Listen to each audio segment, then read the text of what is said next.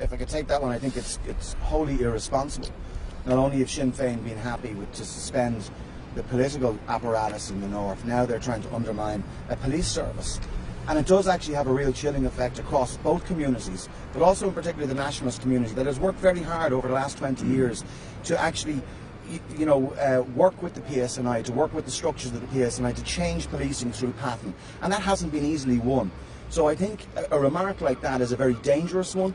It's a wholly irresponsible one. I think it's an immature one as well. I think it should be retracted.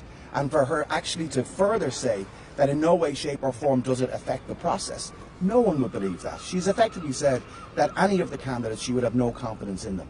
That is a dangerous thing to do. She's leader of Sinn Féin, she should know better, and she's created another crisis. Not only do we have a crisis that we've no Stormont Assembly, no executive, in one of the most challenging times for our island here and for the people in the north, now they're undermining the police service. She should retract it wholly.